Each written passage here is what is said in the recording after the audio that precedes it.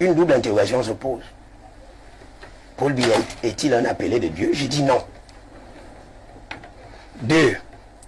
A-t-il accompli sa mission? Je dis non.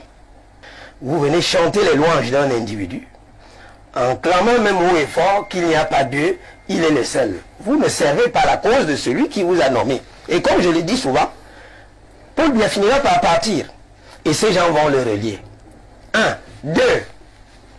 Je vais dans le secteur de la santé publique. J'ai eu le bonheur, pour Prosper et moi, nous avons commencé à enseigner très jeune. Et nous avons une cuvée d'étudiants. Il y a un qui est ministre, le ministre de la Santé, dont j'ai personnellement assuré la direction du mémoire de maîtrise. Alors, quand le ministre de la Santé, dans une sortie télévisée, dit que nos plateaux techniques n'ont rien à envier à l'hôpital américain de Ney, à ce qui se passe aux États-Unis, je me dis, vraiment, est-ce que nous vivons dans le même Cameroun? Et je comprends pourquoi un jeune de son âge demande encore à ce que Paul Biya se représente, comme ce que j'ai lu dans la Léquier dernièrement, appelle à candidature à Paul Biya 2025, et au-delà, aller à la place des fêtes de Kola. Vous allez voir cette banderole. Je me demande si vraiment nous avons affaire à des Camerounais normaux. Alors ça c'est le ministre de la Santé qui le dit. C'est le ministre de la Santé qui le dit, puisque c'est lui et qui est le patron de la santé entre guillemets au Cameroun. Certainement il sait pourquoi il le dit. Parfait, ici nous allons tous dans les hôpitaux. Moi je vais vous dire, il y a des gens qui meurent aux hôpitaux faute de plateau technique adéquat. De quoi est-ce qu'ils parlent? Toi, est-ce qu'un ministre ment? Je continue. Je dis bien, mais parfait, ici quand je parle, j'ai pas l'eau dans la bouche. Je dis que ces ministres ont une énorme responsabilité historique. Parce que le moment venu, on a la reddition des comptes, que les gens ne pensent pas que ça va s'arrêter là. Je l'ai toujours dit sur les plateaux de télévision. Le moment venu, les gens vont rendre des comptes. On est momentanément fort. Parce que ceux qui sont momentanément faibles, avec la théorie de la circulation des élites, vont émerger et vont demander des comptes. Je prends un troisième exemple. Avant de crever directement l'abcès. Je suis un agriculteur de cacao, puisque je suis du sud. J'ai des hectares et des hectares, des dizaines. Je me souviens de ce communiqué de presse du ministre du Commerce, qui est également là depuis 20 ans, mon Dieu, pour quel résultat? Avec l'inflation galopante, on ne maîtrise même plus les prix sur le marché, les salaires n'augmentent pas, qui a déclaré dans ce communiqué du 12 septembre 2024 que le prix du cacao désormais était de 5200 francs. Ce n'est pas ce qui se passe sur le terrain. Donc on peut vous dire que ces collaborateurs ont une énorme responsabilité. Mais pour moi c'est l'accessoire, comme je dirais au passage, dans le discours de l'hymne ancienne. Le président de l'Assemblée nationale, il est là depuis quand même, depuis 1972. Tout ce qui l'intéresse dans ses discours et autres et tout, oui. Paul Biya, l'homme providentiel que Dieu nous a donné. Ce n'est pas ce qu'on demande, ce n'est pas ce que le chef de l'État demande à ses collaborateurs. Je me pose bien la question de savoir si on a conscience de la souffrance des Camerounais. Les gens ont des difficultés à se soigner. On a parlé de Néo tout à l'heure. Moi-même à soi, je fais cours sans énergie électrique. Imaginez sans micro ce que ça produit. Vous êtes obligé de crier. Je suis obligé de crier. Regardez au niveau de la poste centrale. Vous avez des nids de poules de près de 50 cm, même en pleine capitale. Mais c'est extrêmement dangereux. J'en viens. Maintenant, pour moi, je vais vous dire, ma réponse sera d'une irréprochable clarté. Je vais droit au but. Allons-y. Le principal, moi je suis juriste, et je suis accroché à l'idée de l'objectivation de la responsabilité. Le principal responsable du drame camerounais, c'est le président de la République. C'est lui le problème du problème camerounais. Pourquoi est-ce que je le dis? Mettons en cohérence le discours politique qu'il s'est délibérément fixé et ce que dit la Constitution. Dans son discours d'investiture en 1982, que nous allons exhumer, lorsqu'il a accédé au pouvoir, ça, ce discours, tout le monde peut l'avoir. Dans une première partie, il a passé tout son temps à magnifier le président Ahidjo et tout ce qu'il a laissé. Il faudrait que les qu'on prenne les Camerounais à tête. Vous avez encore quand même des gens qui sont intelligents dans ce pays. Et après avoir magnifié le discours du président, voilà ce qu'il dit in extenso. Voilà ce qu'il dit in extenso. Je cite. J'entends alors m'acquitter de ce devoir sacré que m'impose la Constitution, à savoir veiller à son respect. Mon illustre prédécesseur n'a jamais failli à ce devoir. Je n'y faillirai point. Nous sommes des historiens du droit. C'est Paul Biya même qui le dit. Personne ne l'avait arrêté. Et je suppose qu'à l'époque, c'est lui-même qui avait écrit ce compte. Mon frère Elimbi Lobe, ou mon petit frère Blérou, allez-y un peu. L'article 5 de la Constitution. L'article 5 de la Constitution décline déjà le travail auquel est astreint le président de la République. À la ligne première. Paul Biya dit qu'il ne faillira jamais. Je vais vous démontrer qu'il a failli. Laissez un peu de côté ses collaborateurs.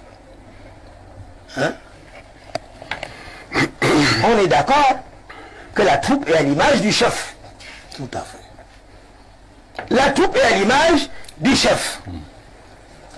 Voilà ce que dit l'article 5, alinéa 1er de la Constitution.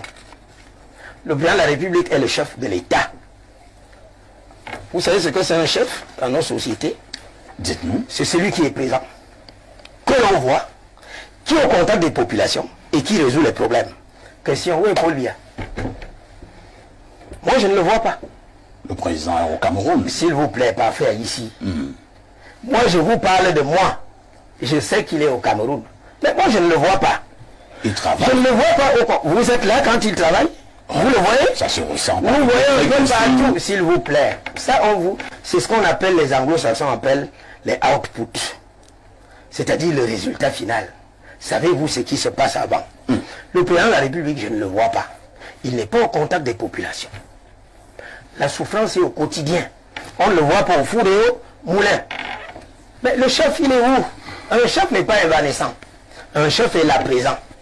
Nous voyons comment il résout les problèmes. Allons-y à la ligne 2. Il veille au respect de la Constitution. Je vais vous démontrer par 2 moyens que le président de la République est le premier fossoyeur de la Constitution. Déjà de 1, il s'attribue le travail du Parlement.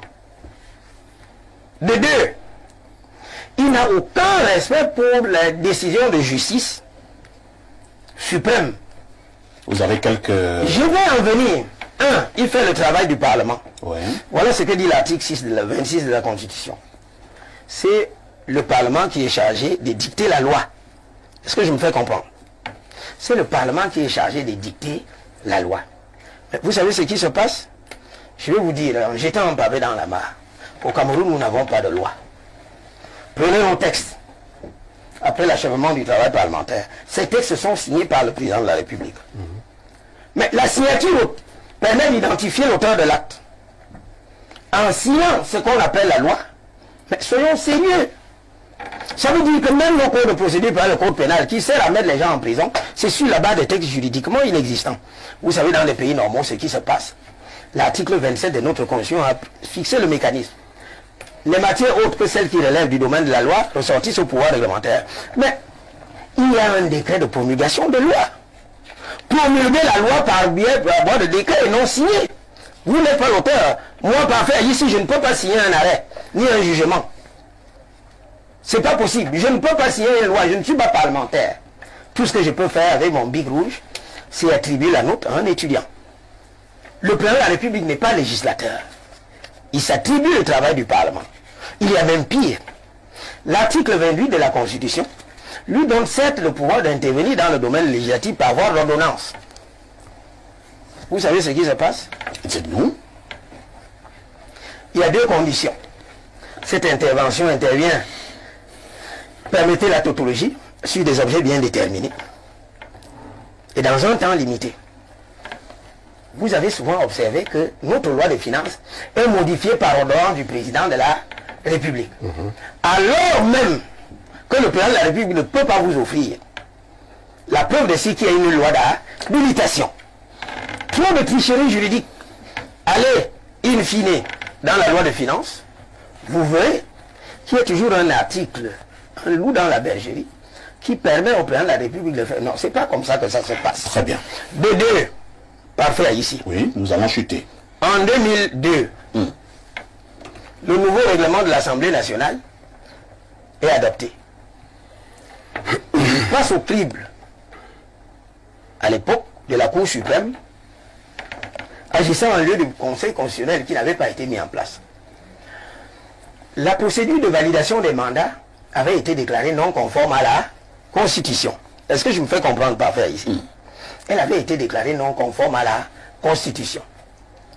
Et l'article 50 alinéa 2 de la Constitution dispose que lorsqu'une loi est déclarée non conforme à la Constitution, elle ne peut faire l'objet ni de promulgation, encore moins d'application. Mais je vous assure que Paul Biya a promulgué cette loi, alors même qu'elle avait été invalidée par la Constitution. Comme pour dire quoi? Il a failli à son obligation de respect de la Constitution. Voilà là où je le prends. Et je prends un dernier exemple, vraiment assez symptomatique de ce pays, sauf à me dire que la Constitution est un chiffon de papier. La Constitution est le droit mère qui lie l'action du président de la République. Il fait le travail du Parlement. Il ne respecte pas les décisions de justice. Et vous allez me dire qu'il n'est pas responsable? Allons-y à l'article 5 de la Constitution, pour chuter, parce qu'il y a beaucoup à dire. Voilà ce que dit le Constitution. Le président de la République est élu de la nation tout entière. Ça veut dire que même ceux qui ne lui ont pas octroyé ce suffrage, quand il est élu notre président, on le lui accorde. Mais le Constitution dit, il incarne l'unité nationale. Parfait ici. Dites-moi, le Cameroun est-il un pays uni dans ses composantes sociologiques? Mais le tribalisme a repris des plus belles. Le tribalisme a repris des plus belles. Même entre les micro-communautés, chez nous au sud, que on voudrait faire croire comme qu'il s'agit d'une terre de sainteté politique. C'est-à-dire qu'il y aurait une correspondance absolue entre le sudiste et le RDPC, pourvu quand vous tenez un discours discordant, vous êtes un pestiféré. Moi je l'ai dit, je ne suis pas du RDPC, et je n'entends jamais y être. Je préfère conserver ma posture de libre penseur. Très bien. Pour ceux qui fustigent même le RDPC, oui, stigmatisé. Regardez ce qui se passe au plan macro avec la guerre au Nozo, les compatriotes anglophones. La paix n'est pas synonyme d'absence de guerre. La véritable paix est ce que l'on a dans les cœurs. Comme pour dire, pour chuter, il y a beaucoup à dire. Oui. Le Cameroun est une société fragmentée et fracassée. Le tribalisme a repris des plus belles. Le vivre ensemble, c'est un slogan politique que l'on veut forcer dans les esprits alors que la réalité est haute. Et je termine en disant, je n'y faillirai point. Voilà ce que la Constitution lui demande de faire. Le résultat, c'est lequel? Il a failli. Et de ce point de vue, je conclus, le principal responsable du drame camerounais, c'est le président de la République. Je dis tout à l'heure que je ne vois pas. C'est compris.